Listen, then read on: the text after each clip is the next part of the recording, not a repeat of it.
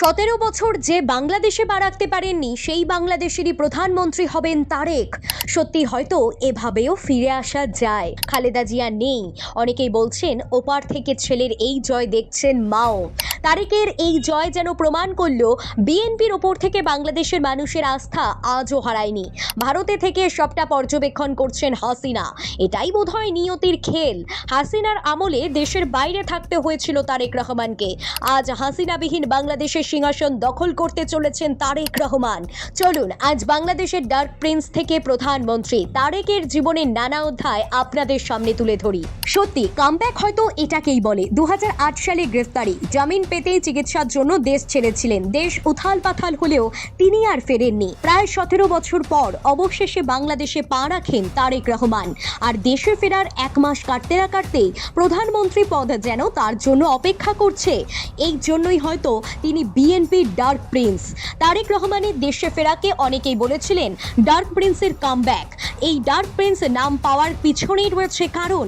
মা খালেদা জিয়ার আড়ালে থাকতেন তারেক, তবে সরকারের নানা গুরুত্বপূর্ণ সিদ্ধান্ত নাকি তিনিই নিতেন। 2001 থেকে 2006 সাল পর্যন্ত এভাবেই সরকার চালিয়েছেন তিনি। তবে সেনার অধীনে কেয়ারটেকার সরকারের আমলে 2008 সালে দুর্নীতির অভিযোগে গ্রেফতারির পরই জামিন পেয়ে দেশ ছেড়েছিলেন তারেক রহমান। বিগত প্রায় 17 বছর ধরে লন্ডনে সপরিবারে ছিলেন তিনি। বিএনপির সঙ্গে সক্রিয়ভাবে যুক্ত ছিলেন দূর থেকেই। এদিকে পদ্মার পাড়ে এতদিনে এসেছে অনেক পরিবর্তন। 2024 সালে গণঅভ্যুত্থানের মুখে পড়ে পতন হয়েছে আওয়ামী লীগ সরকারের। তৈরি হয়েছে অন্তর্বর্তী সরকার। ইউনূসের আমলেও তারেক দেশে ফিরবেন কিনা তা নিয়ে সংশয় ছিল। 2025 সালে শেষ ভাগে গুরুতর অসুস্থ হয়ে পড়েন প্রাক্তন প্রধানমন্ত্রী তথা বিএনপি নেত্রী খালেদা জিয়া।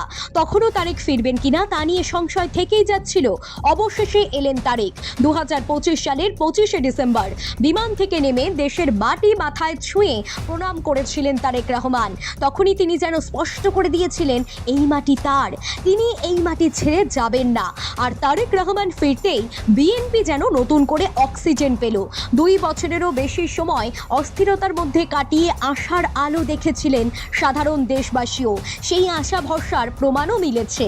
জনগণ প্রমাণ করেছেন জামাতের মতো কট্টরপন্থী দল নয়, তারেকের ওপরেই তাদের বিশ্বাস রয়েছে। ঢাকা 17 ও বগুড়া 6, 2 আসন থেকে জয়ী হয়েছেন তারেক রহমান।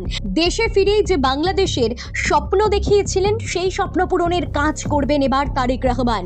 খালেদা জিয়ার অবর্তমানে বিএনপির দায়িত্ব যেমন তার কাঁধে বর্তেছে, তেমনি এবার বাংলাদেশের প্রধানমন্ত্রী পদে বসতে চলেছেন Tarek Rahman. Bureau report, talk to time.